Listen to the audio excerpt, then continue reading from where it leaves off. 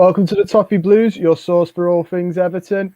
I'm Connor Williams, joined by Patrick Gillen, and we're going to be discussing what looks like Rafa Benitez. I mean, I'm thinking it's going to be announced on Monday, Tuesday at the latest. It almost certainly looks nailed on.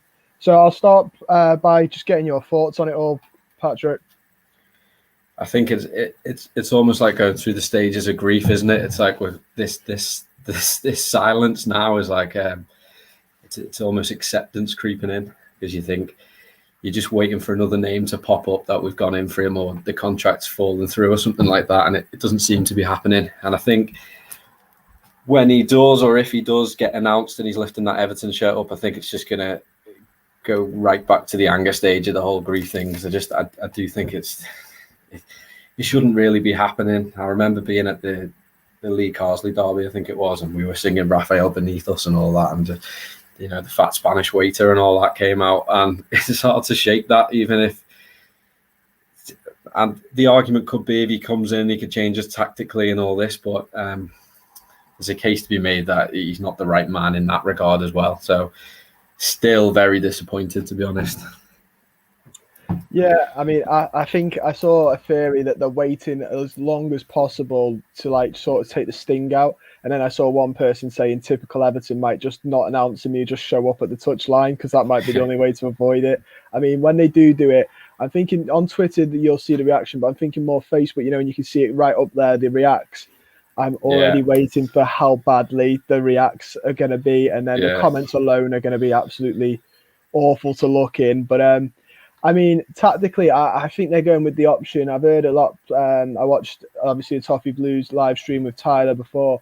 And I think he's going to come in and basically play the same style of football as Ancelotti, which is, more defensively minded than it is attacking.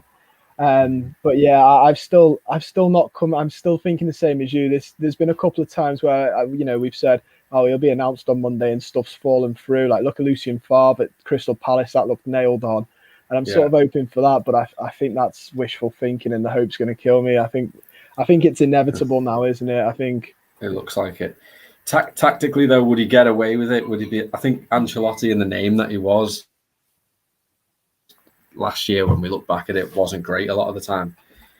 If we're playing football like that and it is Rafa, do you think we'd allow that amount of patience? Really, I don't know if we would as a fan base. Well, I was thinking this before.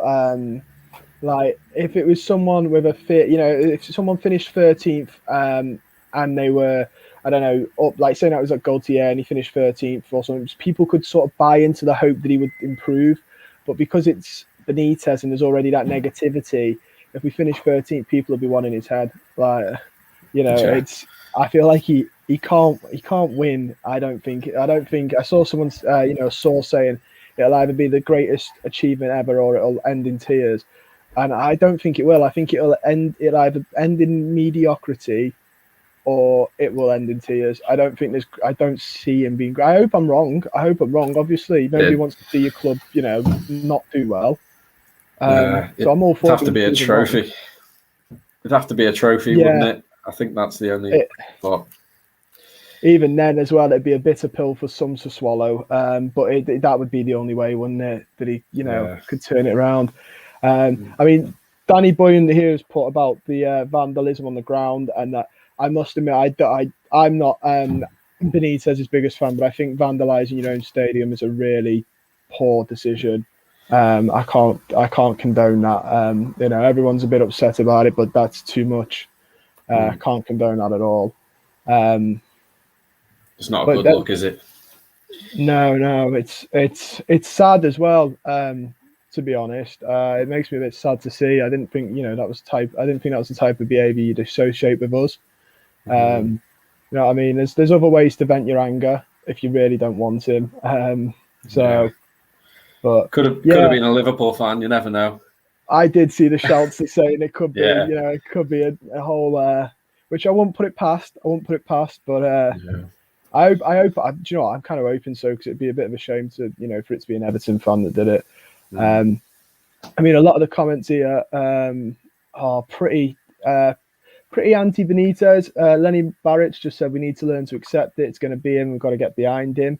I think he's right to an extent. We have just got to accept it's going to be him. I don't think there'll be I don't think there will be another curveball like you mentioned. Do you think it is just trophy or bust for him, or do you reckon if we got a couple of games, say now we won 5 games, moved up the table, do you reckon that might turn heads? Well, football fans in general, I'd say me included, we can be very fickle, can't we? If he won the first few games, I suppose we could end up getting behind him if we sort of, but top 4 maybe would be equating to a trophy, I suppose. But the type of football that he plays, I don't know if he is right, and he would get that really. I mean, he seems to be the type of manager that would want to come in and make his own changes, and he's got a bit of an ego about him. He doesn't seem to accept egos within players. I think even when he went to Real Madrid, Cristiano Ronaldo and him didn't get on. And you think if you can't keep Ronaldo happy at Madrid, then you've obviously got a bit of an ego thing yourself to try and sort of be above that. But obviously, if we were winning games, I think it's hard to imagine. It's hard to imagine a scenario where we would accept Rafa Benitez as an Everton manager. It's still, I can't even picture it, to be honest. We've got a relatively, I don't even want to say easy start, but the fixtures at the beginning of the season, you could see a case for some momentum being building there for whoever does come in. But I just think it's a bit of a Big Sam type thing. Like we all hated that. We didn't put up too much opposition to that at the time. I think purely because of the position we were in that season and the fact that we could have even gone down, and the way it was going wasn't looking great. So we sort of had to accept it. And then Sammy Lee was another kick in the teeth, and we somehow got behind them to a certain extent. But we were never really having it, were we? Because of the brand of football, and I don't see Benitez being much different than that. He sort of is basically. It's 4-2-3-1, isn't it? But it's 4-5-1 out of possession. It's the lack of intensity in the press, and it's more sit back, let teams come on to us, which I've said in the past. I like that when we're against a team that we know and can accept is better than us for the purpose of pragmatism. But it's so uninspiring in so many ways. I just don't think it can unify a fan base at all. I can't see it. No, as you say, that's. If we take the Liverpool link out and we take the small club, which I watched the clip where he explains his comment on Sky, which William Roberts just said here. I watched the clip with Jamie Carragher, where he was saying, he meant it as small squad or something, because at the time we was a small squad, or whatever way he was trying to spell it. Because he was also like, this came about because Carragher asked him would he accept the job, so he was never going to say, "Oh no, I meant it." While the job was available, This was, I think, before Ancelotti came in. But if you take away all of that, I think like one of the biggest things for me is that if it's going to split the fan base so much, is it worth the trouble? Because I'd understand, I wouldn't understand it, but I'd get it if he was guaranteed success, which no manager is. But like, if you could sort of make the argument, but because he isn't, you've got to wonder, like, is it worth all of this? Because I don't think it'll calm down either. I think if we won the first couple and then we went on a 5-game loss, I think the anger would still be there. Like you said, he's got a top 4 a cup, and maybe even then he's only turning a few people around. I don't think we'll ever sit here and talk about him. However this goes, even if it goes well, I don't think we'll ever sit here and talk as fondly as Liverpool fans do about him. They seem to really like him. Imagine a derby defeat as well thrown in. It's like an extra. There's no.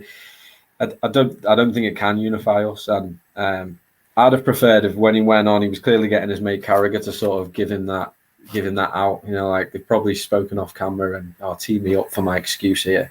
I'd have rather he just fronted it and said, "Listen, I was Liverpool manager, and I did say that because I was frustrated and I just bit at them." His sort of excuse around getting away from that small club just doesn't even make sense. The small team thing, I'm not buying that. I think that was more embarrassing watching him trying to crawl out of it than if he just fronted it, really. But I think it screams I want to still be in contention for the good-looking job that it is. And I think in the same way, I think we appease him because we're a good-looking job. I can't help but, I want your opinion on this, but I can't help but think this is the most practical thing that Everton could have done, just with him living close, loves the city, he's got family on the Wirral apparently, which is one of the reasons he didn't like China, because his family couldn't come with him. I mean, it does just seem like it was, put on who's the nearest manager we could have had, more than, go out and get somebody. But I just wondered if you thought it's felt similar for you.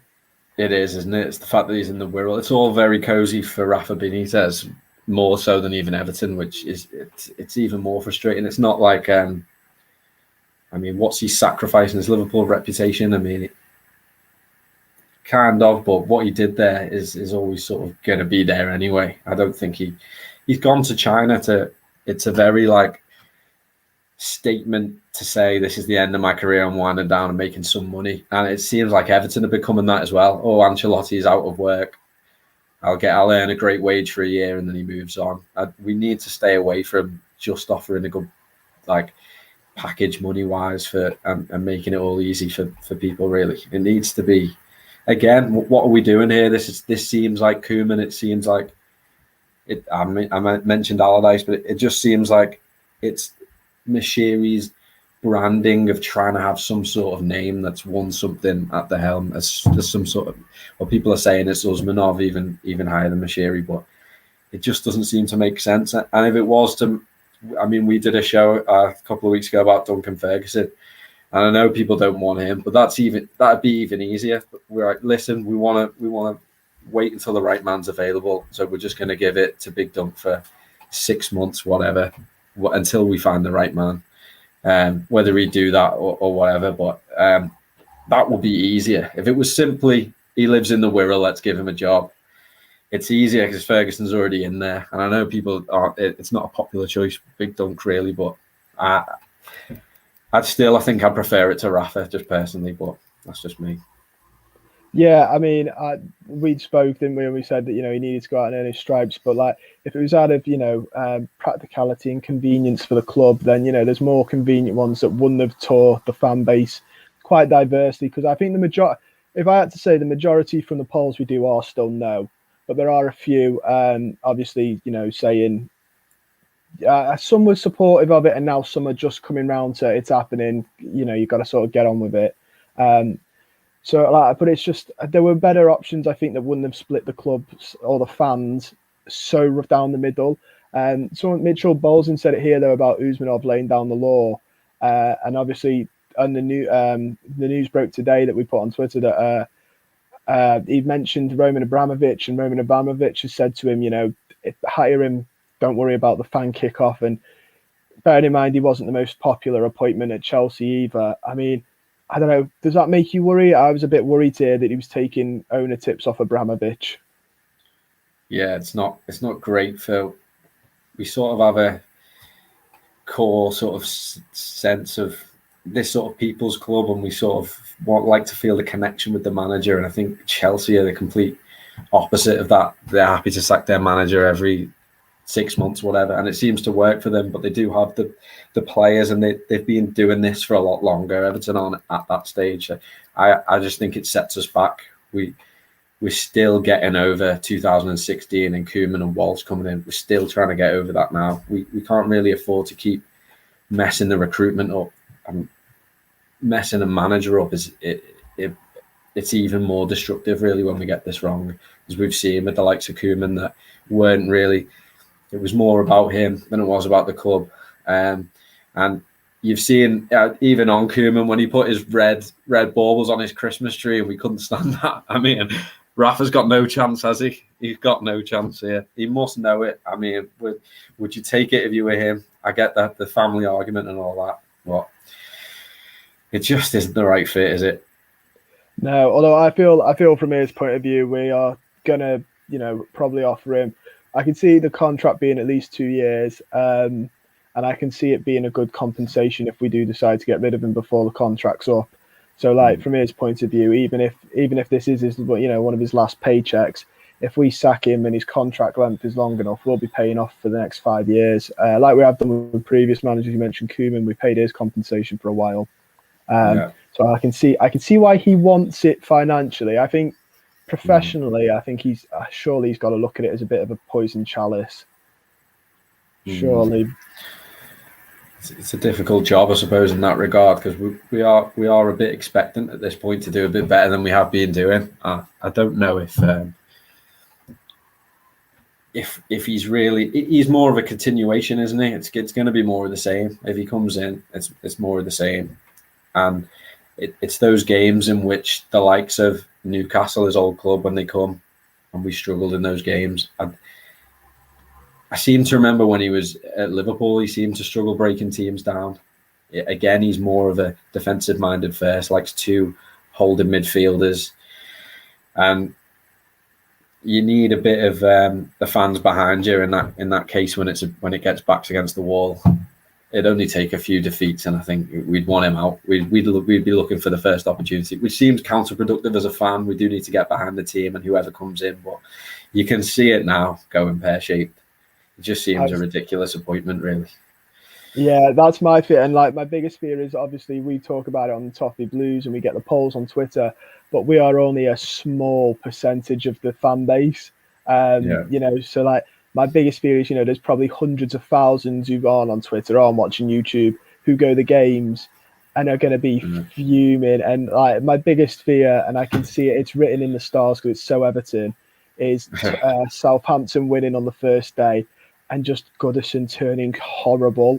Like, this is one of the first times I've ever seen where I think the manager's like despised before his team have even kicked the football. Like, even with Allardyce, no one wanted it, but I didn't see this type of reaction. It's truly, it's a bit surreal. It was like bad enough with Martinez when we won. We beat Bournemouth 2-1. We'd won the game and we were still kicking off, getting him out. But that had been long enough coming, that one as well, to be fair. Well, just personal to you, Connor, sorry, would you prefer Martinez over Benitez then? Because I know you're not a fan of Martinez, are you? I liked him when he was there. I didn't like his 2 year. I didn't like the stint after, but I liked his first season. I probably would. I mean, I'd have preferred, someone put it here, I'd have preferred Gaultier. I'd have really liked Potter. I really buy into what he's doing at Brighton. And I think he's hungry. I think, you know, you mentioned Benitez, it could be a last paycheck for him. I don't think he's got anything really to prove professionally. I don't think he sits at home and goes, I need to do this to prove anyone wrong. I don't think he cares. But I think Graham Potter's the type to sit there at home and go, I'm still, you know, I still need to prove, you know, that I'm someone. Because he's very early into his career. So he's still got a lot to prove. So it's that type of hunger I was looking for. Someone who wants to go out and make a name. And I think someone said it the other day on this, even if they leave, at least then they've built something so you can see the building blocks for somebody else. But this just, like you said, screams a bit, come in for 18 months, leave, and the club's still in the same place, and we'll probably still have the same players knocking about, you know. We'll probably still have Gylfi Sigurdsson starting in like 18 months as one of our centre mids. Which is my biggest worry. It like you said, with, you know, it will stagnate us because Chelsea can get away with it because they've got the players and they've got the money to, you know, go absolutely crazy in the transfer windows. Like Tuchel this year, he's done well, but you know, he's inherited a very good squad. But this to me, it makes me worry about the 18 months after him, because I think I'm only giving him 18 months tops, and that's been quite generous. Out of curiosity, how long do you think he'll last? I'd be surprised if he got through the season. It means we'd probably be doing well. I think if we were languishing mid-table, he wouldn't last the season. But you just don't know if he get it. I think once he's in, there'd have to be like a sort of cooling off period where we have to try and get behind him. In a way, it sickens me to say, but it's that it's like you say, that first game, if we were to lose, it could go quickly wrong. But I think there's enough in the Everton squad to grind out results, sort of as we did last season. It's just, what are our priorities now? It kind of feels like, were we building? We seem to be getting somewhere, but that second half of the season, last season, I don't think we were improving. To be honest, I think we go from 12th to 10th. It looks like, maybe we 10th to 8th. I don't think it was working like that. I think it needs an injection of something else. And it comes mainly from the player recruitment, I'd say. I think we need to get that right. If you sort of want younger, exciting players, a bit more pace. People mention like the likes of like Leon Bailey. I don't know if he's probably almost too big of a name now, but like younger, hungrier players that we can develop like we did with Lukaku. I think the manager obviously needs to be a part of that process rather than the immediacy. I don't think Rafa fits that role of taking us on. It's more like a stopgap type of appointment. That's how it sort of feels. I think you're right. Longer than 18 months, he must be doing something right if he was there longer. I couldn't see it. I can't see him in that new stadium. No way. No, I saw there's a couple of theories going around that's all he is for. He's a couple are saying he's a safe pair of hands. I saw one person say because they don't want to get relegated. I don't think we're ever in that much trouble. Personally, I don't think we'll ever see that. Because our squad is too good for that. It's too good for that. I know it could be improved in areas, but it's way too good to be in that type of trouble. But even if it is a safe pair of hands, I mean, it's very short-term thinking. We hear about this project a lot, and the word's been bandied around quite a lot in the last couple of years. But I don't know. We seem to fail in the managerial point of finding the man for the project. We thought it was Ancelotti, and to be fair, that's not the club's fault that went a bit west. I think that's more down to Ancelotti, who has recently come out and made comments about the Super League, saying he's not going to speak about Real Madrid being in it anymore, about if his opinions change. So I've never seen a man go from a hero to such a villain. Yeah, like honestly, sold himself out big and proper there. But I've seen there's a couple here, Ford99 saying get behind the man, and I think they will. I think fans will get behind him, but I don't think they will. I think they'll get behind the team and the club more importantly. I don't think a lot will be able to actually cheer Benitez, but they'll cheer obviously the players who would play for the club and obviously the club itself. Mitchell Blazon here said, if Moshiri and Usmanov have disregarded every Everton fan, what makes you think he'll sack him mid-table? They want stability until the ground's built. Like we're saying, I have heard the rumours that he's a safe pair of hands, but I don't know. This is just my thinking, but Alan Myers said that it's very rare fans have an opinion on the appointment of managers, but they have a lot of opinion on the firing, because once the fans turn against, the manager, it's normally the bells being, it's the final whistle, the curtains being drawn. I think I can see them. I think they're too unashamed to sack him. Like, I don't think they'd see it out just out of, we've signed him, so we'll have to. I think they've got the money where if they go, this isn't working, we'll just get rid. I don't know if you feel like that's the same sort of vibe. What, they'd just get rid if it wasn't working with Rafa? Yeah. I don't think they'd stick it out just to be spiteful. No, their hand would be turned, wouldn't it, by the fans? It's like when Moshiri first came in, he had that on his hands immediately with Martinez, and he had the chance to back him there and say, no, listen, we're going to go long term with him and give him a transfer window and things like that. And with hindsight, it's almost interesting to see how he would have done. But that Niasse signing sort of ruined it for him.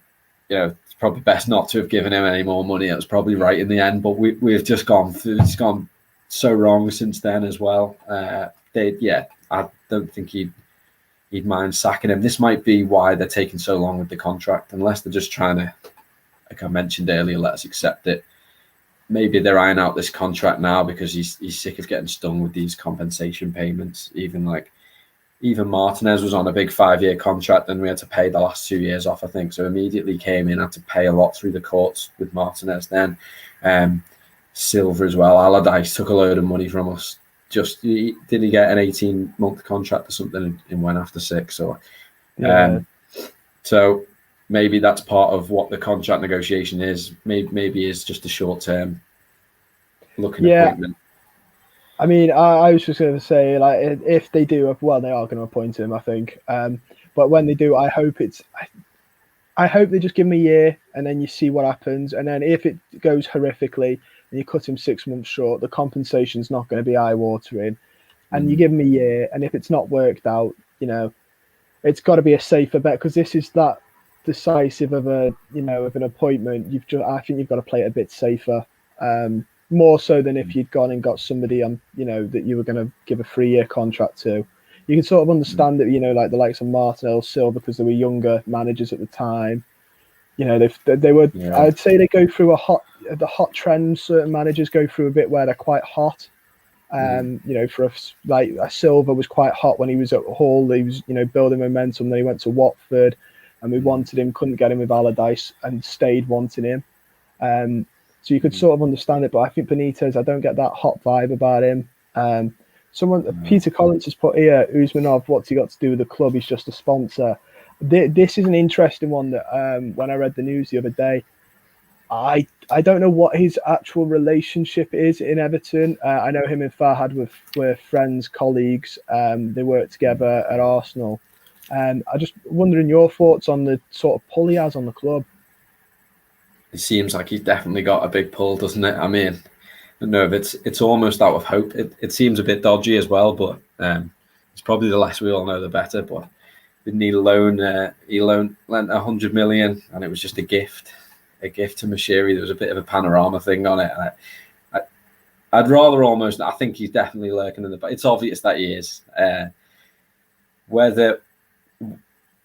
Why he wouldn't actually put his name to it, I'm not sure. But he's definitely in there. I mean, even all the sponsors, it's clearly like a way to get around financial fair play. We're just throwing up sponsors for the stadium, the training ground, anything we can get a bit more out of, so we can spend more on players. But it's interesting this summer, really. The thought is that financial fair play, even though it's there because of the sort of pandemic and stuff, that there's a chance we might just go out and spend anyway and almost like bend the rules and see if we can get away with it, which with everything that's going on, almost the thought that putting money into buying players is putting money back into football that's perhaps lost, and there's a case that now would be a good chance to actually spend on players. But he's definitely looming in the background, isn't he? Yeah, well, Mitchell Bolton's put here. He's financing, Moshiri's on strings, and I know the panorama. It's a Paradise Files panorama thing they did a couple of years ago now, and I remember watching it. And me and my dad were discussing Usmanov's pull, and I had a bit of a Google about him.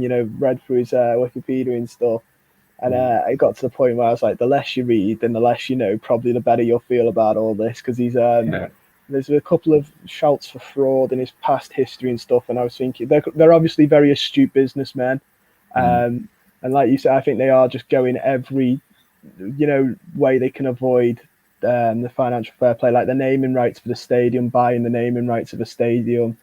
It's the small things like that you're like, but like they're only ever going to be him. I don't think anyone else was going to try and outbid him on the naming rights. I think it's a very He's going to be there for everything, isn't he? But I think Moshiri was his accountant or something. Yeah, that was the other bit I couldn't understand. It was like Moshiri's a well-known chartered accountant and stuff, and I was like, so where's a chartered accountant get billions from to buy a football club? Yeah. I couldn't understand. Maybe I'm wrong, and he's won the lottery, but I was like, his job doesn't imply that he's a billionaire, but obviously he owns us, and I was like, how do you afford it if you're not, I don't think millionaires can. I think you've got to be a billionaire to own a football club in the Premier League nowadays. Yeah, it's definitely Bond villain vibes coming from Usmanov. Well, we'll take it if it gets us where we need to go. I was going to say that was the other thing I was thinking. Like, as long as his money goes to some good effect at Everton, and maybe it's better just not to know and just smile through it. Exactly, mate. Gavin Cunningham's put here, as long as we don't appoint Chris Smalling as our new centre back. The links with Chris Smalling were quite interesting. I know we're on about Benitez, but it's quite interesting, the Chris Smalling links, because you were saying about buying players, but without a manager, someone else has just put as well, they're meant to be in training on Monday. It's all a bit tough. Do you think we've got time to go out and spend quite big? Probably not, no. It's whether it'll start going off. There's rumours about Grealish and the 100 million for Man City, and I think if they start doing stuff, then people are going to start reacting. Obviously, we're not in that league, but Chris Chris Smalling, definitely not. I don't know why he's getting linked. I don't know what that must be. It wouldn't be a brand signing anyway. So unless Benitez has already given a list of targets he'd like, and this is another problem with Benitez. He's going to want his own signings. I'm sure when he was at Liverpool again ages ago, he was bringing a lot of Spanish staff in, and he was changing the youth setup and all this. He likes to have an element of control around the whole football club, and signings would definitely be that. And it just, again, it's another step away from the model where what is Brands' job exactly, and how much is he allowed to do his job? And it doesn't seem to work next to each other. Koeman was the same. It was like we end up signing a load of number 10s. What was it? One was Bill Kenwright signing, one was Walsh, one was Koeman, was it? I mean, it doesn't seem to be any clear, defined strategy. And bringing Rafa in is just another example of, it's almost mismanagement from the top. He's got his mate to give him his money, and he's bought this football club, and he's not quite getting it right yet. And it seems like we're repeating mistakes here. I think we definitely need a good 3 or 4 signings, even to just stay competitive to where we were, because and I think there's going to be a few more outgoings as well. Yeah, I feel like there's a couple going. I know Gylfi Sigurdsson's rumoured to be leaving today. James Rodriguez is rumoured to be going, but I think we all sort of low key expect that, don't we? Now that Ancelotti's not at the club, Allen, another one, might go with him. I'd be more sad to see Allen go than probably James Rodriguez, just because I quite like Allen as a player. But yeah, it's interesting you mentioned Brands though, because obviously apparently the reports were saying in the paper, one of the things that held this off last week was Brands is worried that, Rafa, like you said, Rafa Benitez wants a certain level of control and hasn't always had the best relationship with a director of football. And it does beg the question, obviously Marcel Brands is more than our director of football. He's involved in a new stadium building now. But it begs the question, the more it goes on and the more reports you hear of, him being ignored, especially in the managerial appointment.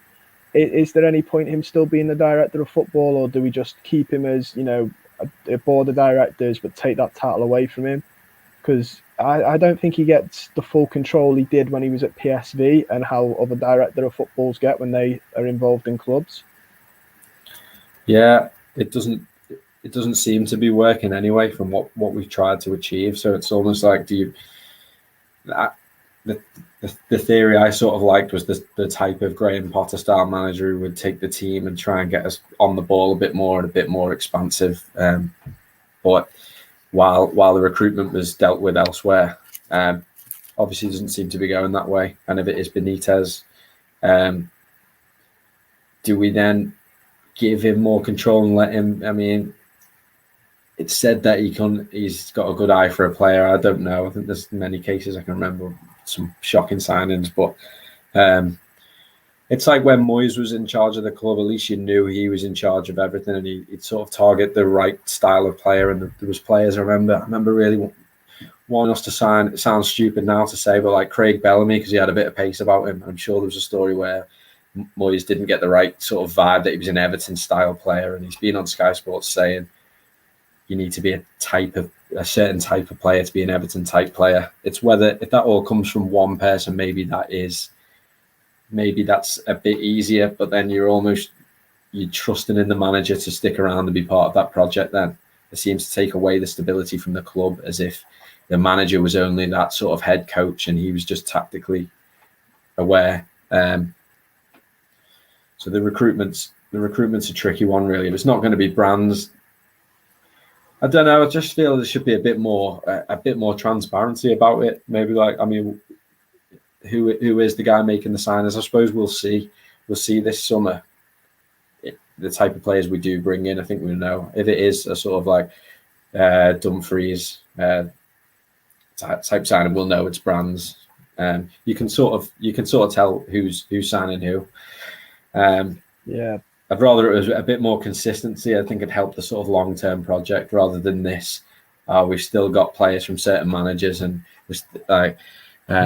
now if we're stuck with James Rodriguez and he doesn't want to be here, he's always going to be known as Ancelotti's player, and it doesn't seem to help long-term vision. No, I mean, I don't know if you've seen the video of it's doing the rounds of Moshiri back. It was after we lost Lukaku, and he said we've got our own Fab Four. He was going on about Tosin and and Rooney. No. And it's a bit it's a bit interesting, and he's like saying that Tosin's got a good head for the ball and Sigurdsson behind him to cross it into him, which was, I was watching it before, but like that adds to your point though. A lot of like not just managers, but and you highlighted it earlier on about there's about 3-4 people having an opinion over transfers, and I think if anything, this managerial circus has shown us that at the top they're not all on the same wavelength. They don't all agree with the same philosophies of how football is. Which begs, there'll be no stability if 5 people are, having a pick. The saying's too many chefs spoil the broth, and I think at Everton that's sort of what we're seeing. There's no clear vision about this project. We keep hearing the word project, and it's dead. It's dead in the water at this point now. It's like they're just clutching at straws, hoping something works. It's like the what was it? Lukaku, we sold him, but we finished 7th, didn't we? And there was like a quote from Steve Walsh saying, we would have finished 7th without Lukaku's goals. Yeah. Replaced him with Sandro, and it's like, you wonder when statements like that are being made. Well, it's just to appease the fans, really. It's like, are they just ticking on year by year? But he still seemed, Moshiri, he stated this ambition. I sort of believe we are going to get there eventually. Keep going forward, but it's a lot of steps backwards to hopefully eventually get forward. The stadium, luckily, is this like there's being work down there today, hasn't there? They've seen things going on at the stadium, so that's the sort of the hope that it all gives us, that even if it's Benitez and it all went wrong, that it all seems to be temporary until then. We're sort of hoping that we are going to end up going upwards in that direction. I was going to say, the stadium is one of the only things in the project that we are, seeing. It looks really good. I've seen the pictures of the diggers being moved into Bramley Moor, and it's a good thing to get excited for. Even with the Benitez stuff, at least there's like you said, there's something to look forward to. It's moves are being put in place. Diggers are there now. I know there's still that whole UNESCO problem, but I think that will die a death. I think UNESCO will get bored and leave it alone. I mean, Sean Dovey makes a point of he's saying he's an Everton fan and this negativity is typical. If it was Brendan Rodgers, we'd be singing praises. And I was on with Cal the other day, and Cal had a similar comment. But he seems to think that he said, Rodgers is different because of the style of play Brendan Rodgers plays. I just thought, wanted your opinion on that. Yeah, it's not just the fact that Benitez used to be at Liverpool, is it? It's not the only thing. It's uninspiring anyway. The man's just been in China. It just doesn't exactly get you excited for his sort of ambitions and taking on what is supposed to be it looks like a long-term project. I couldn't stand Rodgers with his on the sideline when he was at Liverpool. Couldn't stand him. Still have that sort of bitterness in there now when he pops up on the screen, whatever. But he's a good manager. He does have that sort of philosophy, and he seems to be. It's like Leicester seem to be doing what we should be doing as well. They seem to get their recruitment right. There seems to be like everyone pulling in the same direction, and they actually play some good stuff. And the players that they bring in seem to buy into that philosophy, and they've got like young players coming in with pace that can all get on the ball. And unfortunately, it's like Leicester are much more exciting to watch and are doing much better than us right now. And obviously Rodgers wouldn't come here at the moment, which sums up where we are almost. But I don't think it would be the same reaction if it was Rodgers at all. And he didn't really win it. He didn't win anything, I don't think, at Liverpool, did he? But it's not that. Benitez has been at Newcastle. It's a long time since he's been at Liverpool. It's not the only thing. I mean, he's already been to Chelsea as well since then, so he's already sort of showed that he's happy to go to a direct rival and all that. It's not a great shock from his part. Yeah, there's not. Unfortunately, there's no other managers' names. I'm waiting for a notification to pop up to say there's another one, or Gaultier's back on the cards or whatever. It was never on the cards, was it? But I don't think it's the same. I think it is the brand of football as well that goes along with that. Yeah, I was going to say that I've been quite, anti Benitez, and it's not just. I keep trying to say that it's not just the Liverpool links. It is quite like anyone after Ancelotti was going to feel slightly uninspiring. And I said the same about Nuno. I thought he was a little bit uninspiring. But Benitez, for me, I'd probably take Nuno now. In hindsight, Yeah. I'd have probably took Nuno. He looks to get the Spurs job, so we'll see how well that goes for him. At least that's one thing. We'll have, we can actually look at what we could have had and see if that's any better.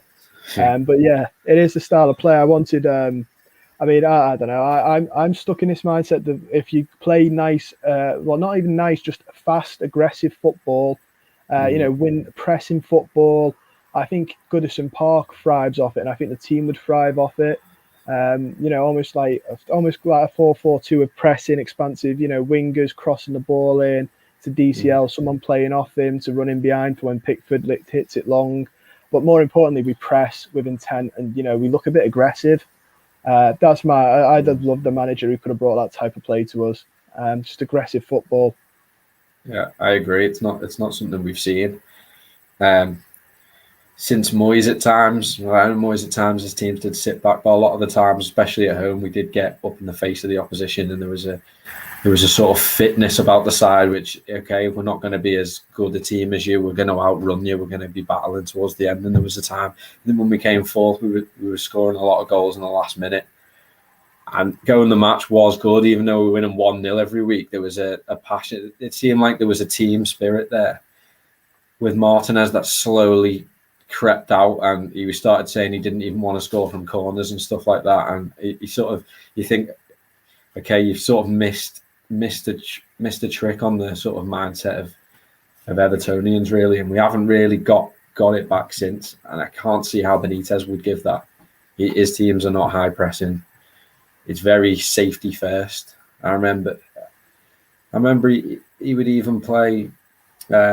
He bought Sissoko, didn't he? And he didn't even want Alonso. He wanted Gareth Barry in there. He seemed to like that sort of metronome type player, and then a stopper like a Gareth Barry and a Garner Gay, that kind of thing. Yeah, James McCarthy. Yeah, he's a very cautious kind of manager, Benitez. I mean, and it's not inspiring, is it? I don't think we'd be right up in the face of Southampton even on the first day. You might get that initial reaction of players trying to impress the manager, but it'd be very. Even watching Newcastle, they grind out results, but it was a lot of pace on the counter attack. They even had like Christian Atsu, remember him?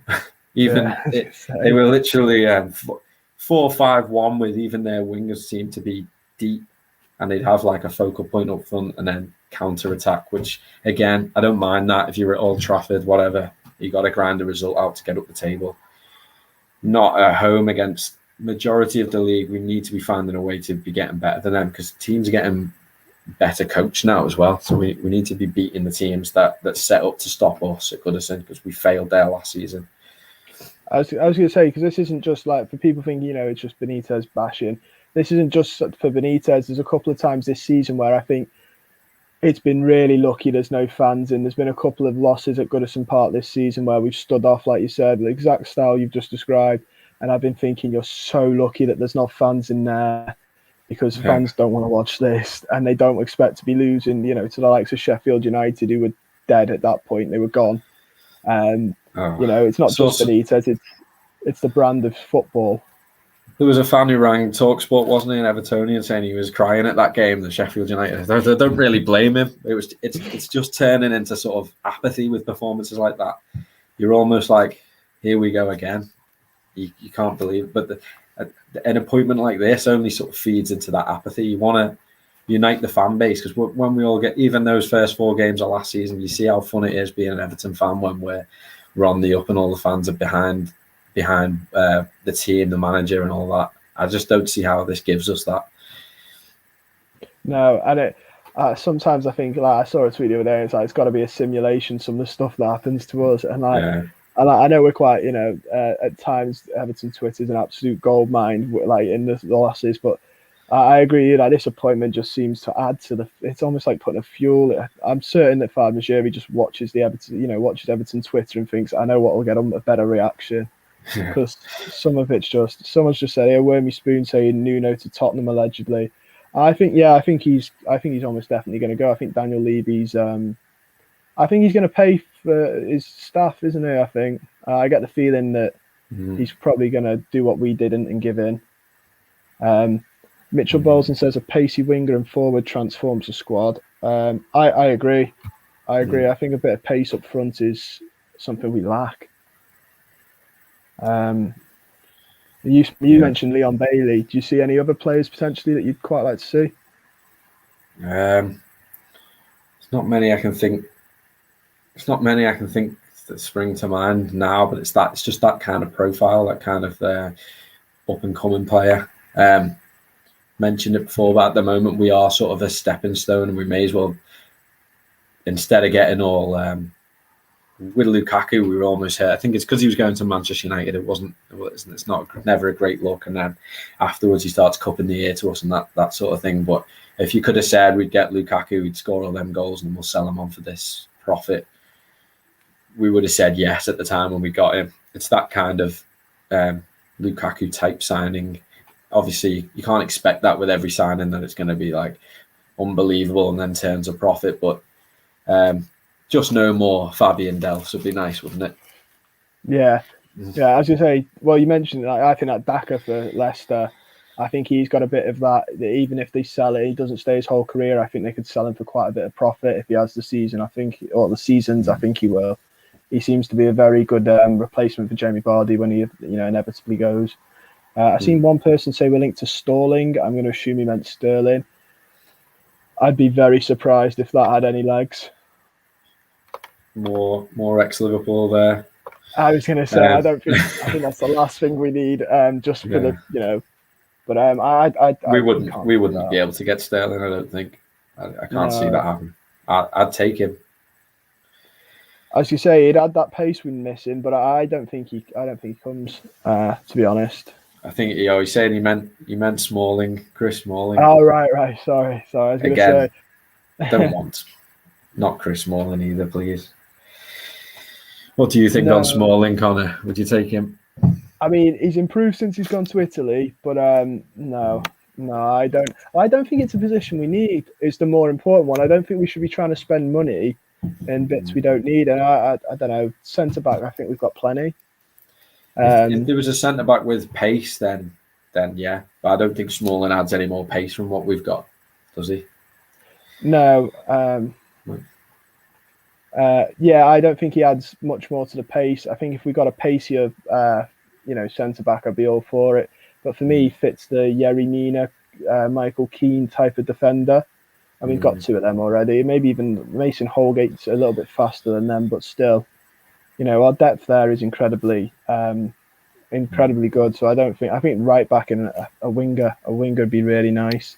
There's some good names being suggested here. I mean, Jonathan Akone from Lille, he'd be quite nice. Or Bamba, the other side. Bamba's quite a good player.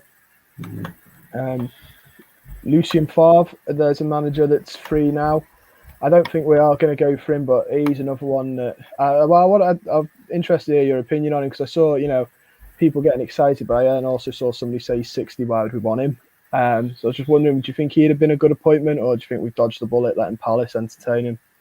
Well, I think he said he's turned down Palace, hasn't he? But he wants a further break from football. Further break. I mean, if the choice was between him and Benitez, I think he sounds like an exciting choice. But again, I think even with the recruitment, with the players, we will want that sort of younger thing. Yeah, I think you made a good point about the sort of Graham Potter style. I know, like, he's not exactly the most exciting name himself, but like that younger upcoming manager, someone who could buy in. So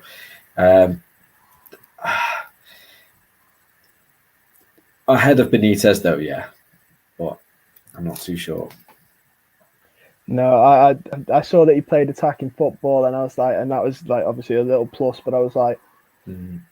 there is that, that is that worry. But I saw that, from one season to the next, it does seem to improve clubs and work well. I mean, I don't know if he actually wants a break from football because apparently he's already had a year out, or if he just actually saw the job at Palace and thought, like, I don't know what I'm doing here. Yeah. So I think the Palace job's tough for whoever takes it. That's a big rebuild, and I think there could be relegation candidates next season, unfortunately for them. Mm. Someone mentioned here about the Gylfi Sigurdsson money, 10 million. I saw a comment before on Twitter saying no, we should ask for 15, 20.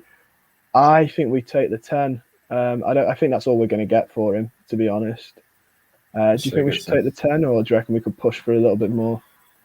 I think push for a bit more. How long has he got left on his contract? Is it 2 years? Is it 2 years? 2 years, yeah. I think he'd get a little. He's got his uses, but he's never really fit. He's never really been taken by us, has he? Really, I was thinking he scored some wonder goals. That goal against Spurs last season was quality as well on the left foot. So he had. Each time you sort of think, okay, he's getting into form, you back him. He would just be anonymous, and I think he was too. He doesn't get stuck in enough, really, for me.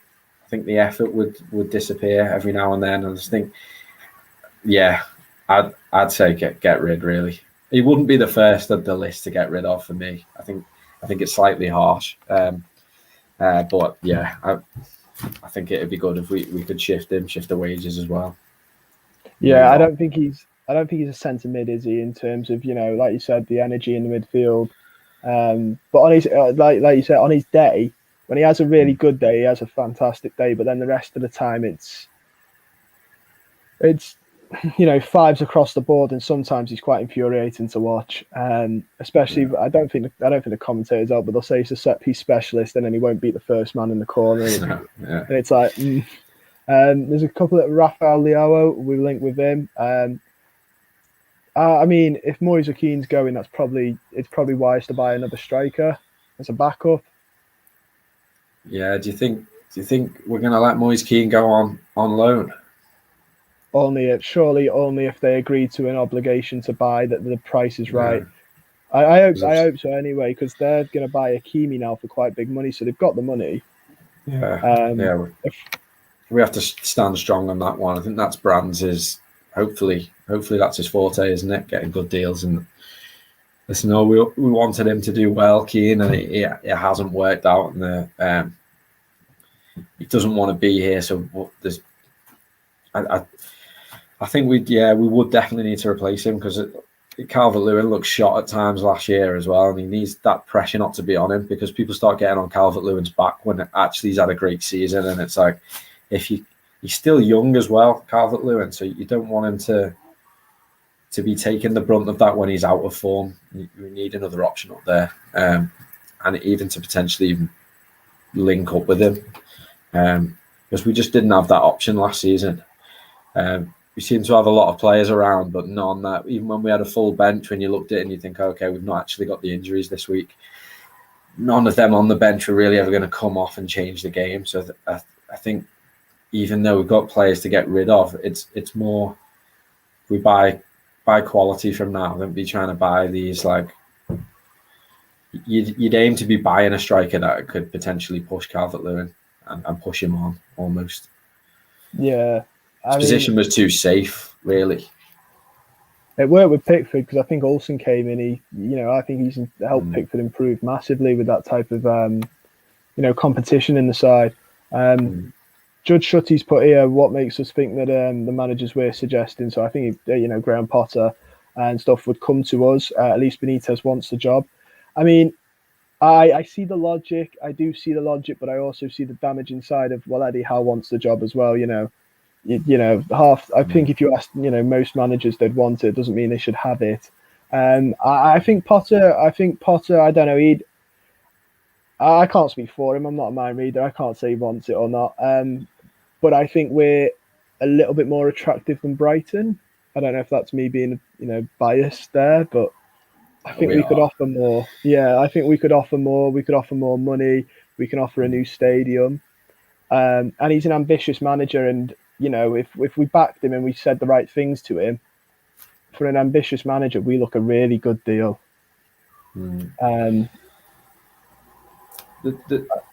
The tools are all there, aren't they? I mean, it's a job like so many. Obviously, Eddie Howe wants the job. I mean, why wouldn't he? I think the problem with Eddie Howe is we've been stung by Martinez's sort of stubborn philosophy in the past, and he didn't sort of rectify those mistakes at Bournemouth, and he probably could have kept them up with a bit more wise investment and actually like sorting the defensive line out. But it was very philosophy over pragmatism at times when he probably needed that extra pragmatism to keep them where they were after doing so well to get them there. I don't think we can afford to play good football for the sake of it and allow teams that have maybe got better players than us to get an easy win just by trying to pass it around and look like we're playing expansive football.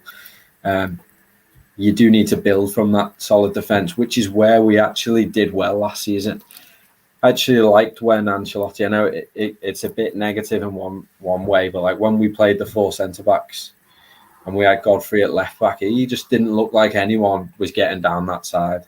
And Holgate, I don't think offers the same that Ben Godfrey does. And obviously they want to be centre-backs ultimately, but at least that gave us a sort of a base to spring from. So I think having a manager that is able to sort of set up defensively as well and not just be purely philosophy to try and get us playing some expansive football. It's definitely a job a load of managers would want. You've got funds, you've got ambitious owners, great fan base, obviously, and we are ultimately, I think we are treading very slowly towards the right path here. You just hope this next decision doesn't sort of just take us one step back. That's the only thing. I was going to say I've come to the point where it's going to happen, and I thought, you know, as long as it doesn't have a damaging effect when it does end, which I think it will, and it'll end as it'll end a bit like the Allardyce one, where you look back and you go, you know, probably should have swerved that, but it is what it is. I just hope it doesn't have a detrimental effect for whoever takes over. Chris Burroughs put Graham Potter had a 6-year contract, so we'd have to pay a lot of money to buy him out. I mean, this was one thing I was thinking before. I think Ancelotti leaving us put in a spot because I don't think there's many. I think the manager group, obviously there were some good ones. Gaultier was a good looking one. Antonio Conte looked like, you know, he's still about, but there wasn't as wide of a reach of 3 managers, I didn't think, you know, compared to previous years. And I don't think it helps that we're not the only club in the Premier League that are looking. You know, obviously Tottenham are quite a big draw. Palace, like we've said, is a tough job. But obviously with Tottenham looking as well, it's a bit hard because I'd say Tottenham, you know, I'm going to say similar just because they've just built their stadium and obviously that's where we're looking to aim for next. So any manager that we'd look at, ideally, you'd think they were looking at, which is why Nuno looks set to go there now. I think that proves the point, really, that there's similar managers that were wanted by both clubs. Yeah, I think Tottenham are potentially just a bit further down in their development. You know, they did well. They had those sort of young players come up, got them to a Champions League final. But even they've been struggling to get anyone, and there isn't really that one name. Maybe people are. I mean, Gaultier is looking like he's going. It's Nice, isn't it? And I think he had that agreement sort of verbally a few weeks ago. I don't know why that hasn't happened just yet. Maybe sort of, who knows? But there's no real name where everyone was sort of jumping on. I feel like that was the only one really, Gaultier, where everyone sort of was like, oh yeah, I'd have him. I don't know. You know, it'd be interesting if Mourinho didn't jump so quickly to Roma. What people would be if we want to go that direction and things like that. There's been times where there's a lot of managers out there where it seems like maybe an obvious choice. I even think Moyes would have ended up happening if he wasn't where he was at with West Ham. It's difficult to think of that name that jumps out because it seems done now, doesn't it? So it's hard to look elsewhere at this point. Yeah, and that was the major problem on all the polls we put. There were, I think the last one we did where we mentioned more than one person was Rafa, Dunk, and Martinez, and all of them were no. Rafa was the most no's. I think it was like 82%. Then Duncan Ferguson was like, I think it was like 60 no's, and then like the last time I checked, Martinez was like 56. But still, not a unanimous favourite among the fan base. Other than I think the only poll since then that we've run is Gaultier that went really well. But I mean, that was when he said he had his agreement with Nice. I was always a bit unlikely, to have that happen. But it depends. Football's there's no loyalty in football anymore. It keeps banded about, so you never know, do you? Yeah, it's true. You sort of sympathise with the Everton board at the same time. I mean, we're all ready to get the pitchforks out with Benitez, but they are being thrown into the situation, and there's not many. It's like you said. It's like you mentioned earlier, with it being the comfortable option. There's not too many other quick, easy options apart from going back to where we've been in the past. So the sort of Martinez shouts get, and even Ferguson, Moyes. But obviously, it seems like their mind's being made up. They're just preparing how to tell us. You never know, I'm just going to add Paul to the stream. Welcome, Paul. Hi, Paul.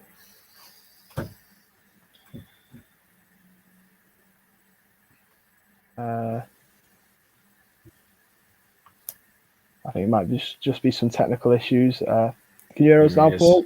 Yeah, I can hear you, boys. Can you hear me? Yeah. We can hear you perfectly. Right. How's it hanging, fellas? I've not long been in the house, but it's been an interesting couple of days, hasn't it? And I was just listening to your chat then about all the fans. Basically, there doesn't seem to be any option who everyone's universally behind. So. No, yeah. I was just. What are your thoughts on the last couple of days? Break it down for us. It's going to be Rafa, isn't it? I think everyone's had to spend the last few days just kind of making the peace with that. I don't want him. As I've said on here before, I think when I last spoke with Callum, we were running down a list of reasons why, even if you take away the Liverpool connection, why he's not the right appointment for Everton at this time. But it doesn't matter. It looks like everything we're saying, supporters are saying in general, it's fallen on deaf ears, and Moshiri's whether it's Moshiri or whether it's Mr. Usmanov, because apparently he's involved as well. Whoever the decision maker is, they're just so set on doing their own thing and going this way, isn't it? And we all have to just kind of get on board and hope for the best. But with Benitez, I just can't shake this feeling of I just don't think he's a manager who's going to build anything, because even if he wanted to put his heart and soul into it, which I doubt he does personally because of the Liverpool connection, I can't think of the last time he really kicked a team on, like really went into a club and brought them a lot further. And by the time he left them, the club was a lot better than it was than when he got there. There was Valencia, there was arguably Liverpool. I know he had the big famous nights at Liverpool, like the Istanbul and the FA Cup final. But Liverpool were a top 4 team when he got there, and they were still a top 4 team when he left. Well, not even a top 4 team, were they? I think in his last season he finished, was it like 7th or something? But basically, Liverpool were a club that were looking to make the final step and win the Premier League when they swapped Houllier for him, and they were still a team that hadn't won the Premier League when he left. They just had a couple of good moments in between, didn't he? So, and what's he done since then? Inter Milan was a disaster for him. Real Madrid was a disaster for him. Napoli was a bit meh, because he won a cup at Napoli, but he didn't get them into the Champions League in either of the 2 seasons he was there. And it's a rare thing for Napoli to not get in the Champions League nowadays. Sarri got them in there comfortably every season, and even Ancelotti got them in there in the season he was there. So just thinking about Benitez, it's just, you can't convince me personally that any manager who's been to China and come back is still a manager who is capable of doing something in a top European league. Because every manager who's gone out there, like Benitez and Pellegrini, they've only gone there for paydays and because they couldn't get any jobs anywhere else at the time. Well, I was going to say, Chris Spurrier here in the comments has said, if you take away the emotion, how isn't he the right appointment? He's a copy and paste of Ancelotti. I don't think he is, personally. I mean, I know what he means by that. He's not, and it doesn't play expansive football, does he? He's more of an, what's the word, authoritarian, authority figure. type manager. He's not the type manager who's going to put his arm around and make a player feel 10 feet tall, is he? But he's not like Ancelotti, because Ancelotti is basically Ancelotti's a loyal manager. He doesn't cause trouble for the people above him, does he? He doesn't get on fans' nerves. Whereas Benitez, it seems like he starts fires everywhere he goes. Now, some fans, Liverpool fans especially, will argue that he's fighting the right battles, he's picking the right fights, and he's trying to put fires out rather than make them worse. But he's just everywhere and Benitez goes, there just seems to be problems between him and the people above him. Whereas that's not really the case for Ancelotti, is it? And I'm worried if Benitez does come in here, if he does start picking fights with powerful people at the club, what allies is he going to have? The fans are not going to back him, are they? Surely. No, it was Semi-Chard Live said that. He said, fact is, fans will turn on Rafa at the first sign of trouble. Won't take long. And me and Patrick were saying we don't think it'll take long at all. No, it's two losses on the spin, and he's in a crisis, isn't it? If you thought that fans were quick to get on Marco Silva's back, then it'll be even quicker for Benitez, because one of the big things about people threw at Marco Silva was fans. I don't think fans had a problem with him in the sense that we didn't like Allardyce from the minute he got here, and by the time Martinez had gone, everyone was really up against Martinez, and no one really warmed to Koeman either, did they? But Silva had the problem of just no one had any reason to kind of believe in him, did they, and want him to do well. It just felt like a bit of a bland guy with no charisma, and if he lost and we sacked him, it would just be no big deal type thing. It was very easy to sack, wasn't he? No one felt bad for him in the sense that, oh, this poor guy, he's given everything, and it's probably broken his heart to be sacked by Everton. Everyone was just kind of like, yeah, see you later, mate, you weren't good enough. Whereas with Benitez, it'd be even worse. People are just going to have no problem at all with him getting sacked, are they? If we ended up firing Benitez, people would probably be celebrating rather than feeling bad for him. Well, I was going to say, one thing me and Patrick didn't discuss, which is quite interesting, and I spoke to a Liverpool fan the other day about it, is the atmosphere he'll get on a derby from them. Because they were saying, they still really like him. And I've seen a couple, I don't think this actually tarnishes any relationship he has with a couple of Liverpool fans. A couple have said they like him and they'll continue to. And I was sort of saying, that's sort of not what I want. I wanted, a manager who'd get under their skin. Because I can't see Benitez doing it, and I can't see him coming out with any comments about Liverpool that are slightly derogatory or building up to the rivalry. I think he'll be. I'm really worried he'll be complimentary, even if they beat us. So I was just wondering what you both thought about, how he'll react towards derby days. Obviously, depends on the result, doesn't it? But what you'd like to think, we're not really fazed by what they think, but no one needs the sort of agent Rafa shouts coming in when we've lost the first derby or whatever. I think with Ancelotti there was almost a fear around. Hang on, these have got a decent manager now who could hold his own, and not just against Liverpool, but any other team really. That we had a world-class manager.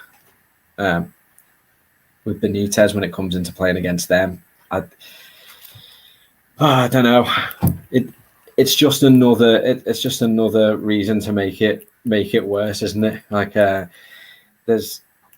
I suppose you could spin it the other way around. Would it wind them up more if we won? We'd changed their sort of greatest manager going. Well, obviously they got Klopp in there now, but to be honest, I'm not too worried about what they think. Apart from the things coming in through the group chats with the Rafa Benitez, it almost could work the other way if he was a success at Everton, which I can't see it. Again, we've said can't picture it, but if he was, it could work the other way. You know what I mean? He's actually, it would reduce a bit from what he'd done there potentially. I know, but again, saying that it'd be tough to beat at Everton what he did there. So he'd never really go down as an Everton legend or anything like that, would he? So again, it's hard to see.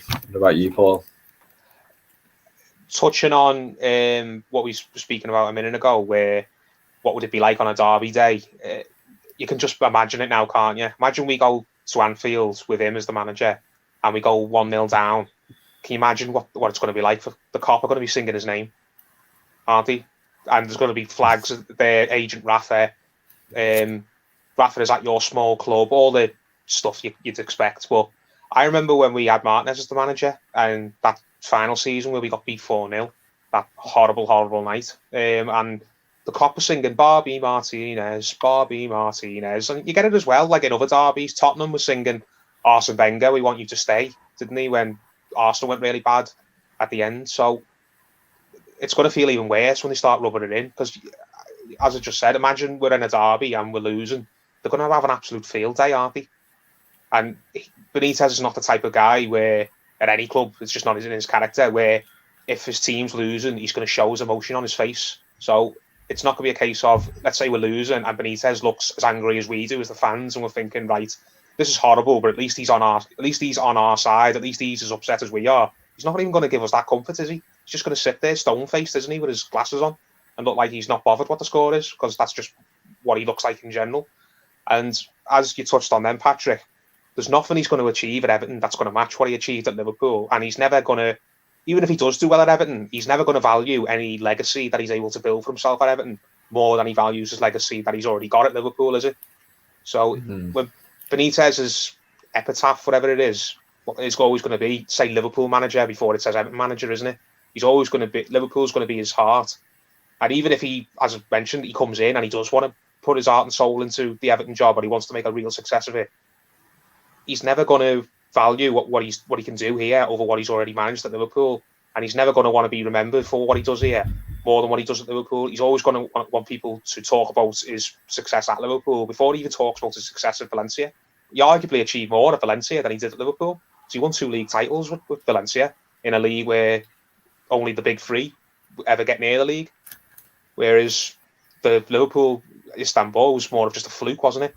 Whereas he actually built a top title win side at Valencia. But even now, he still values what he done at Liverpool more than he did with his hometown club, because I think his dad played for Valencia as well. So you'd think that would be like his club, where his heart and soul is, but it's not. It's Liverpool, and he's not going to swap that for Everton. So there's too many cons attached to him coming in. There's just so many things that can go wrong. There's so much agony that you can picture in your head happening to us if we start losing in the games that we don't want to lose in. And it seems like it's destined to fail. It really does. Are there any redeeming factors about Benitez?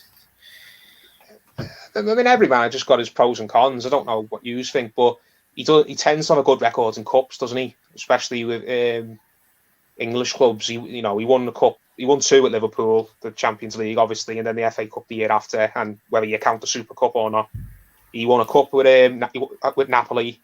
Even in that horrible spell he was at Inter Milan, he still won a cup at Inter Milan. I think he won the World Club Championship, did he? I think that was his last ever game. I think they sacked him after they won that. So he is a trophy winner, and we do want to win trophies, and it's whether we think he could maybe nick us one. He could nick us a League Cup or an FA Cup. So that's a redeeming factor. I think, unlike a lot of other managers we've got, other than Ancelotti, he'd probably take us further in the cups than any other manager we've had in recent memory. And I think he would probably organise us and keep us solid at the back, because that's what he does. And that was one of the very few things that we got right last season was, other than that last game against City, we did genuinely ship goals, did we? Every game we lost was always by the odd one. So I think he would, players like Godfrey and Holgate and probably Michael Keane, those type of defenders will get better under Benitez, you'd like to think. But what will that mean for players like Calvert-Lewin? Will Calvert-Lewin just become a runner again, like he was under Silva and Sam Allardyce, where he's just running down the channels and trying to press and chase after long balls? Or will Benitez keep him as the 6-yard slotter that he is now? Because Benitez doesn't really go with box strikers, does he? He always wants someone like a striker who can do a bit of everything, like Torres, and I think he had Higuain at Napoli as well. He kind of wants his strikers to have more than one club in the bag. It's just, he's got positives, of course, he has, but I just don't think they outweigh the negatives for me. But what about you? So is there anything that you think, right, if we get Benitez in, then this will happen, and I like the sound of that? It's tough, isn't it? I think there's only a few things tactically where apparently he takes a lot of attention to detail, and we heard the sort of just play approach from Ancelotti. I think instead of it'd be stroking the egos, it'd be a lot more training ground. This is your job. This is your job. Each player on that pitch should know their job. other than that sort of tactical thing, I'm still repulsed by the idea, to be honest. So yeah. No, it's tough. Like for me, I'm the same. Like I'm struggling to think of many pros, but like it's all the cons as well. Just worst case scenarios. There's so many possibilities where this goes wrong. Like someone said here, that one of the worst things they fear about them is the reaction after, if we lost the derby, which is one, but that's not even like the worst. The worst is if he just puts us back a couple of years, or or if we sack him before the season's even up and we've given him a 3-year contract. There's just so many cons. The fact the fan base is so split as well is, it's quite upsetting because you see some that are so against it. You see some that are for it. They're a small minority, but they are there. But I've seen a lot say they're just disinterested, which is quite sad to see before a ball's even been kicked at the start of the season, especially one where you, fingers crossed, will be like, we'll have fans back in. To hear people say, they're disinterested is quite a sad state of affairs, I think.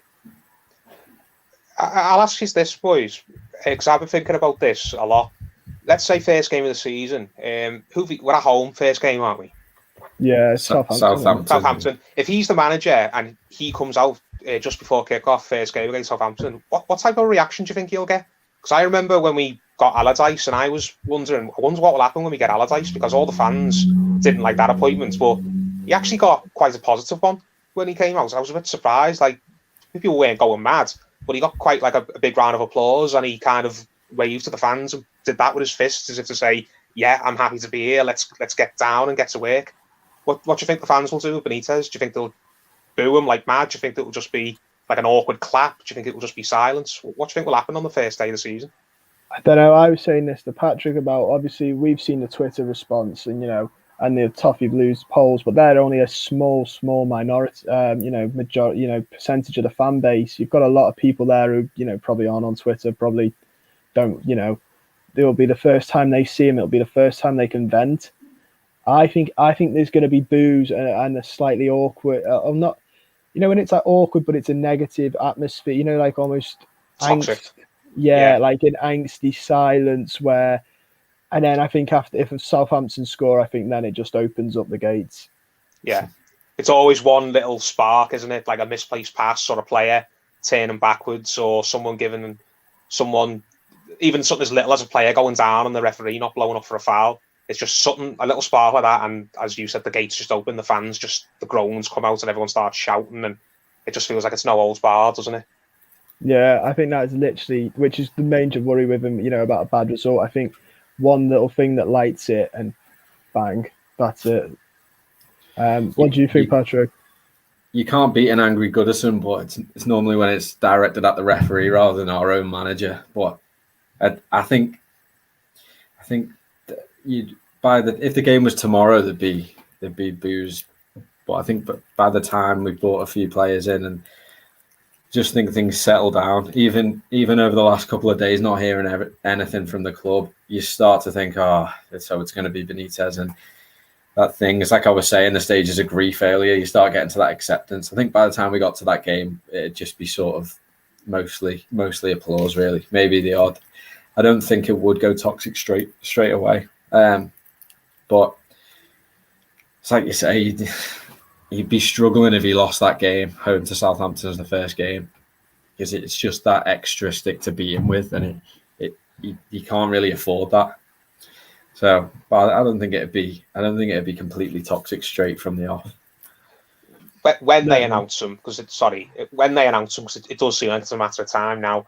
Him and the club are going to have to do some major PR, aren't they? They're going to have to get him on the website, doing a big interview where he's waxing lyrical about the club and he's explaining himself.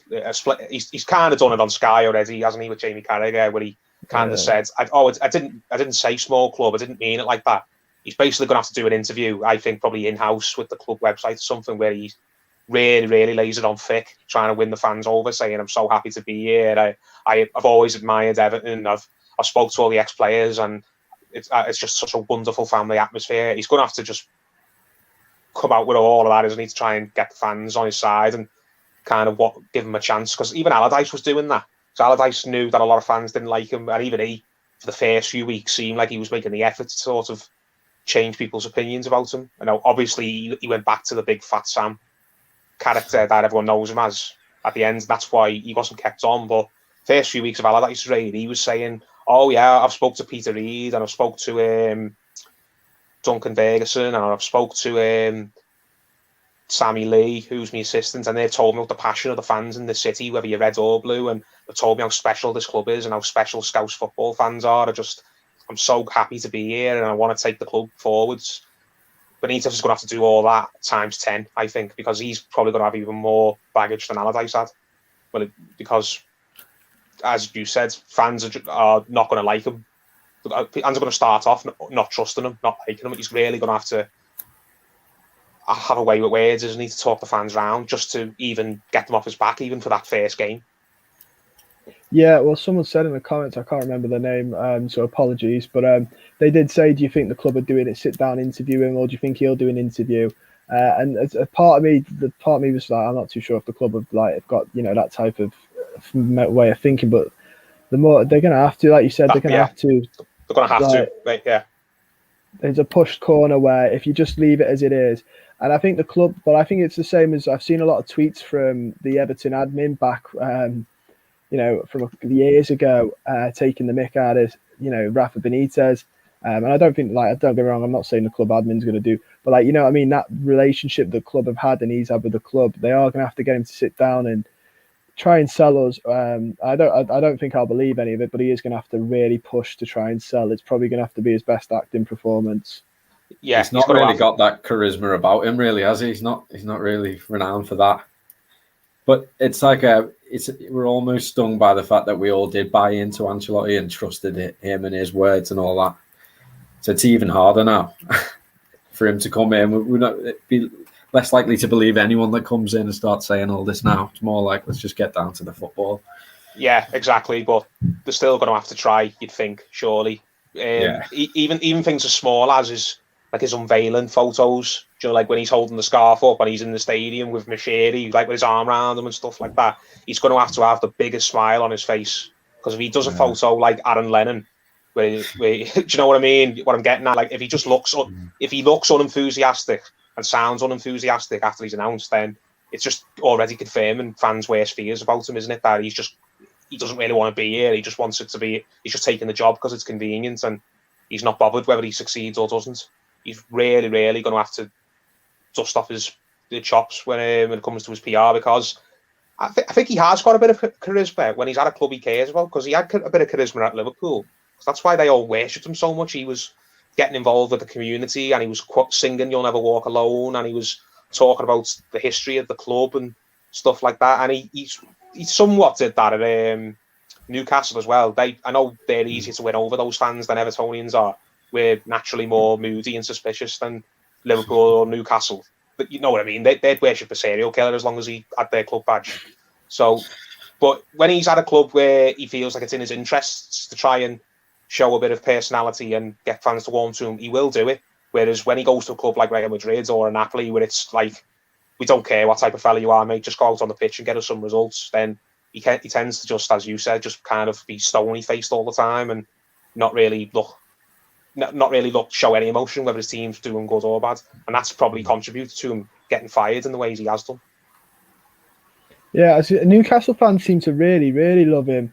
Obviously, we had the Toffee Blues had a video and a live stream before with Thomas of a Newcastle fan, and he was saying, I watched some of it, and he was saying he loved Benitez and he got the best out of Almiron and Lascelles, who he thinks has now gone backwards under Bruce. Newcastle fans, I'm struggling to find one that's against it. Against Benitez, like this guy, he was even wishing him luck at us. I can't believe that, because he basically fobbed them off for a payday in China. It's not like he's not leaving us like Ancelotti did because he's been offered a better and bigger club that we can't possibly hope to be on an even keel with anytime soon. He went to go and basically get a big fat payday and have unlimited dumplings in China. Do you know what I mean? Why would you do that when you're at a club that absolutely loves you? And he's hurt his legacy going to China. Not with Newcastle fans, he clearly hasn't, but in the eyes of kind of the football fan in general, people who don't have any problem with him specifically, they kind of looked at him and thought, kind of, what's he doing leaving all of that at Newcastle when he got them back in the Premier League and he looked like he found a second home after Liverpool? He's just going to swerve them off for a payday in China. And yeah, as you said, Conor, mate, they all just seem to revere him as if he's their version of Shankly, and I don't get why. He's sort of a master of his own PR, isn't he? It's like you say, he sort of takes on the owners. So Mike Ashley was the villain in that situation. So he sort of positioned himself with his reputation to be on side of the fans almost there, I think, with that one. Yeah, he's very savvy. That was what I was going on about before.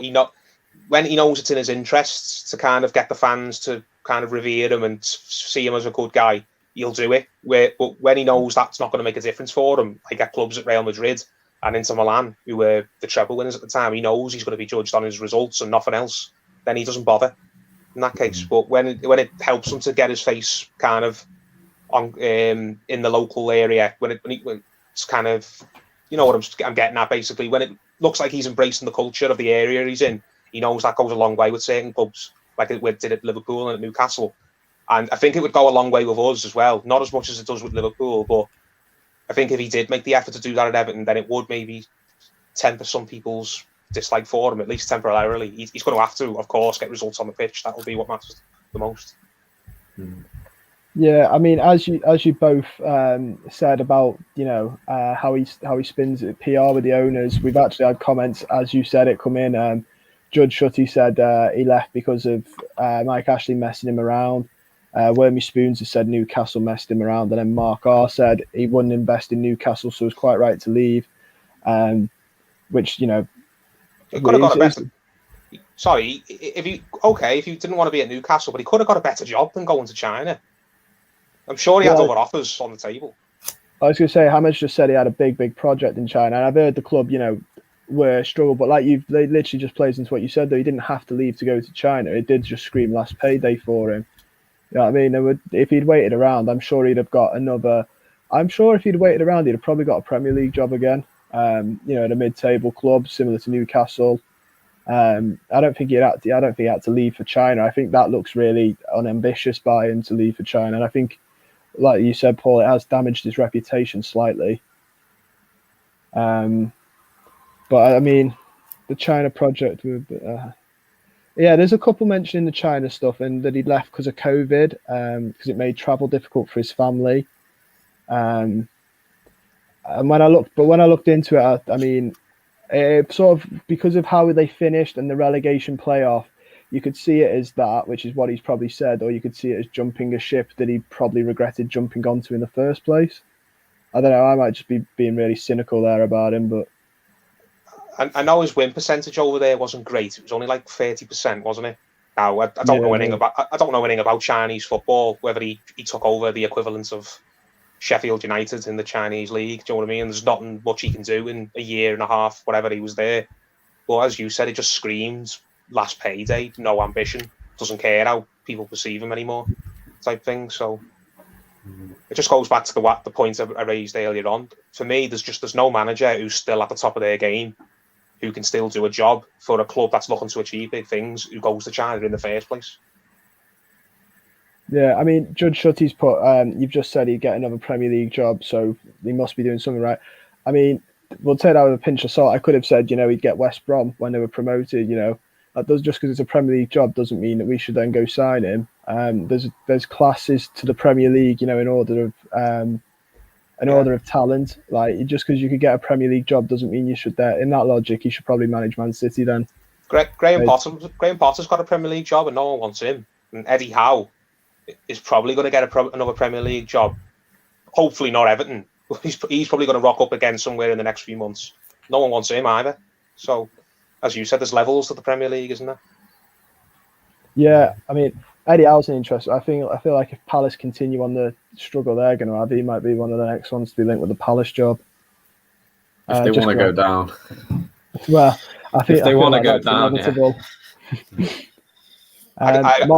I don't think he'll get that, because I think Palace are one of the shrewdest clubs in the Premier League. I think they're too smart for that. I think they've been down that route before with Frank de Boer and got the fight of the life, didn't he? And I think with Eddie Howe. I mean, we're going off topic here. I think Eddie Howe is going to rock up somewhere, but I don't think he'll be Palace. I think they're a bit too clever.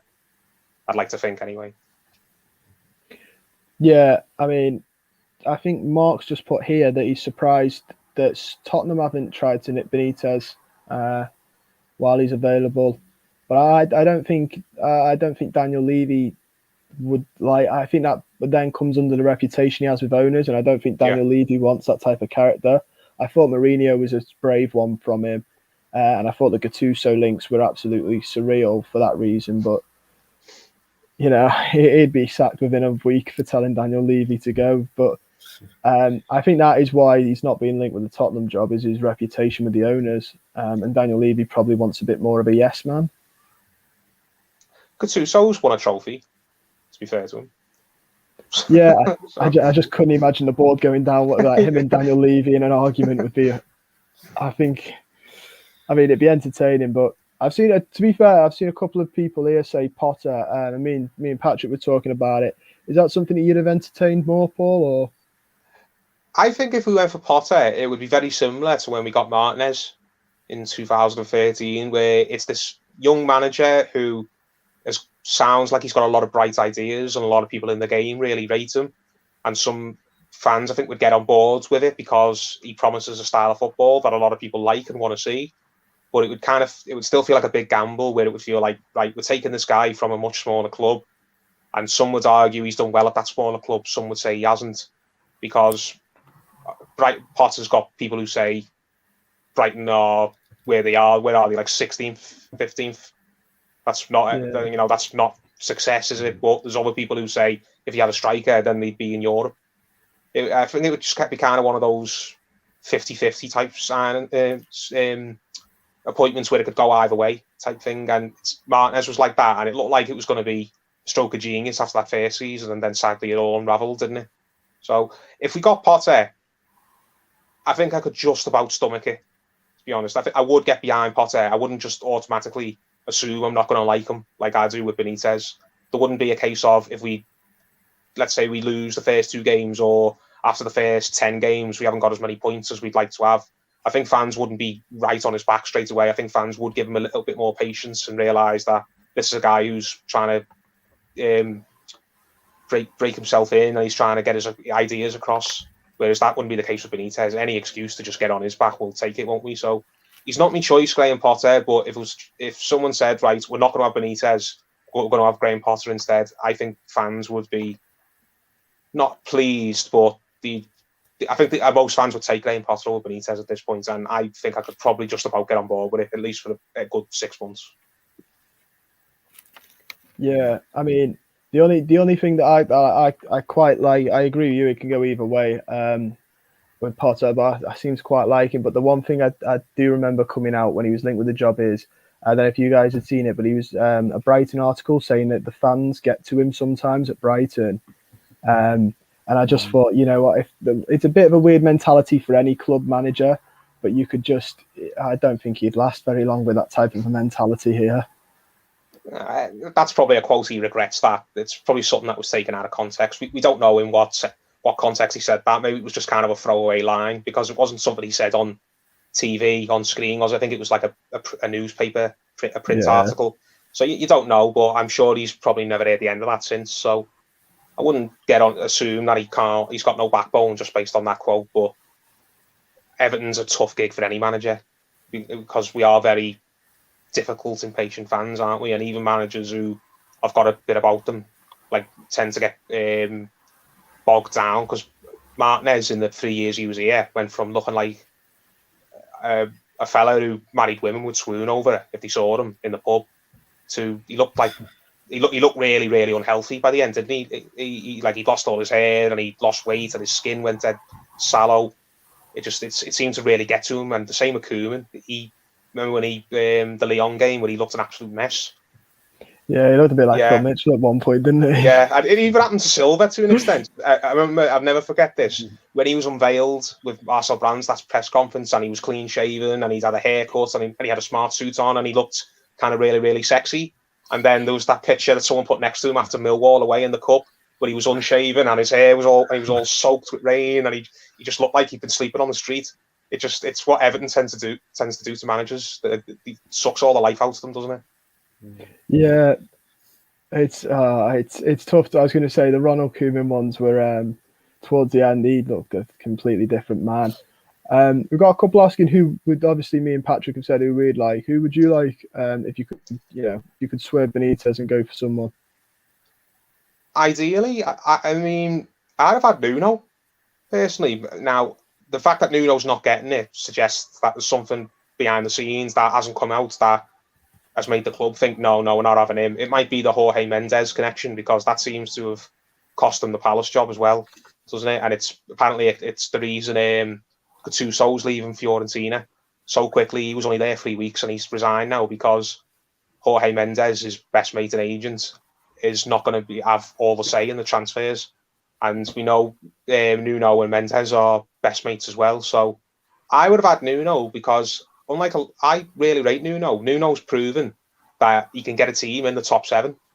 He's done it twice with Wolves, back to back. And I think they would have been there or thereabouts again this season if they hadn't lost Jimenez so early, top goal scorer. They'd have been in the top half at least. So my aim for next season, or what I think the aim of the club should be, is just get back in the top 7. Get us back in the top 7. That'll get us Europe now with that new Europa Conference League that's starting. So you're guaranteed Europe if you get there. Just get us back into Europe, 7th place, and we'll take it from there. We'll look to build season by season. And Nuno's shown he can do it, and it wasn't a one-off with a club that is not as big as Everton and doesn't have the resources of Everton, and Everton can probably sign better players than they can. So I'd have had Nuno personally, but there's got to be some sort of reason that the club has decided no. And I don't think it's just because some fans have grumbled about his style of play. There must be something he wants to bring with him, or something he wants to, a demand he's got that has made the club go, no, I'm sorry, we can't agree to that. But I think Nuno's a really good manager, and whoever he rocks up with, whether it's going to be Tottenham or he goes abroad, I think he's going to prove that he's a really good manager. Probably not an elite manager, but he's going to prove to be an asset to whatever club he goes to.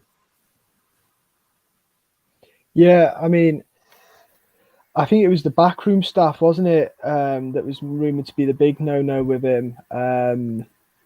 And I mean, apparently there were rumours that the reason, apparently that's been a common theme. Apparently Gaultier didn't want Duncan Ferguson, but I think that was a load of paper talk. I don't think we really pushed for him as much as he'd hoped, which is why he's probably gone with Nice. I don't think he ever got to talks to that much where he was saying no to Dunk.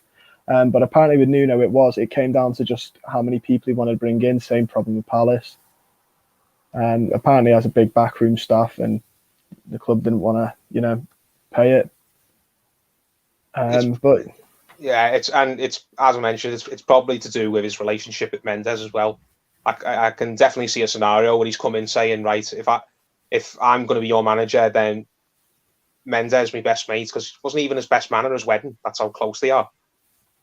He probably said, I want Mendes to have a say in all the transfers, and maybe Marcel Brander's gone, no, we're not agreeing to that, because another one of Mendes' clients, Gattuso, that's the reason he's left Fiorentina so quick, because Fiorentina have said Mendes is not controlling our transfers, and Gattuso's walked over it. So I'm thinking that's probably played a part in why Nuno's talks with us and Palace haven't come to fruition. It's got to be something to do with transfers and who's going to get a say in the transfers.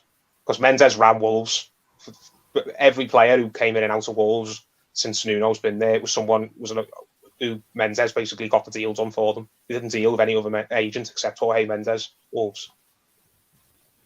Yeah, I mean, I think it's the I don't know how that go down either. Me and Patrick spoke about what is Marcel Brands' role, and I think that even more adds to what is his role if you've got Mendes starting to make signings.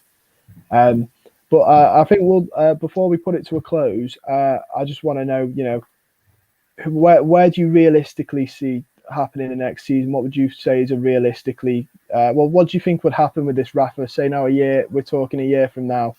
What do you see happening? In terms of what, league position, or just in general? Do you think he'll stay the full year? Where do you think we'll finish? I think if we did appoint him, I think he probably would. If he got through the first sort of run of fixtures, he's obviously going to hit a blip at some point. I think there will be some pressure, but You could make a case to say Rafa would probably get us that 7th place that Paul's saying he's after, which I think that is the next step, isn't it? It's what we thought Ancelotti would sort of guarantee us almost as the season was going along. It looked like we were going to get there pretty comfortably at one point, but I think a manager should be getting us 7th. Really, I know that you'd have to add to the squad to get there. As I was saying before, I still think we need 3 or 4. I don't know what our policy is going to be with transfers. This like if we are going to spend or what. We have to add, really. I think we will. With Rafa, yeah. I don't know. I'm still sort of hoping. I'm not until I see him holding that shirt up. I'm still sort of hoping something can go wrong here before it ever happens. But if he is going to be there and on that touchline, yeah, I think he would last a year. I think he probably would bring us Europe. I suppose it's the only sort of positive I could think to say about it. Paul? If Rafa comes in, I think, yeah, unless something terrible happens, unless he gets off to a really bad start or we go some crazy run over the winter period, I think he'll probably make it through the season. And I think we'll probably, in terms of points tally and position the table, I think it'll be similar to what we've just had under Ancelotti, where we get between 50 to 60 points and we probably rock up somewhere between in 8th, 9th or 10th. Just bang mid-table again. I mean, I'd be happy if we got Europe, but unless we make some really good signs this summer, then I think even getting in 5th or 6th is probably too much for us. And Tottenham are going to be there again and you'd think other teams around us are going to improve and they're going to be going for 7th as well.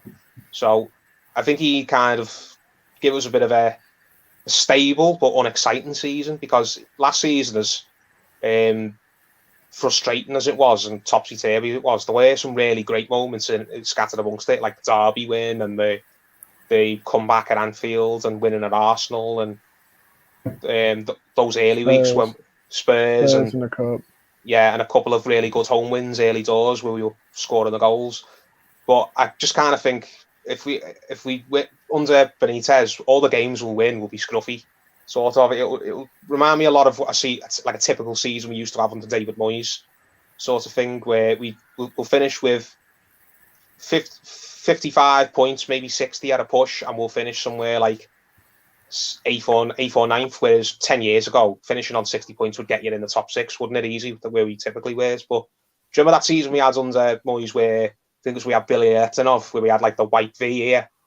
Yeah. Sort of thing. Yeah, just kind of one of those seasons where it's not terrible, but it's not particularly exciting either, and we just end up sleepwalking towards the finish line. So whether that's good for Benitez's first season, considering how wrong it could possibly go, that's worth a debate. Whether that's probably something that the best we could hope for. But I just think it'd be a very unexciting season, but it wouldn't be a season where, hopefully not, where disaster strikes. I think we'd probably finish in the top half, but just not get Europe. I think that's why we're in for him then. It's the sort of safety net. Keep us ticking over, as we mentioned. Probably. And that must be what the owners are thinking now, whether it's Moshiri and Ken Wright or whether Usmanov's involved. Maybe they're just thinking, let's just have a few seasons like that until we get to the stadium. And then when we're in the stadium, hopefully we can look to take off from there. But it wouldn't shock me if that's their mentality, where they just think we just want the club to be as drama-free as possible now, even if it means not achieving anything. Yeah. Well, I think we'll finish the stream there. I just want to say a massive thank you to both you, Paul and Patrick, for coming on. It's been absolutely brilliant as always. So thank you both. Pleasure. No worries. I'd like to thank everyone as well watching, and a special shout out to Ian Barron, because I'd missed didn't read out his message. They all come up quite fast, and he mentioned it. And thank you to everyone else who's commented and watched. Don't forget to subscribe to the Toffee Blues. We have loads more content coming out, and don't forget to check out previous videos. Like I said, there was a Newcastle fan on today. He spoke quite nicely of Rafa, like me and Paul have discussed. So go check that out if you want to, a bit of positivity about the appointment, I guess. But yeah, don't forget to like the stream, subscribe, comment, follow the Toffee Blues on Twitter as well. The polls are out all the time that you can go on. And take care, everyone. Cheers. Thanks very much. Cheers.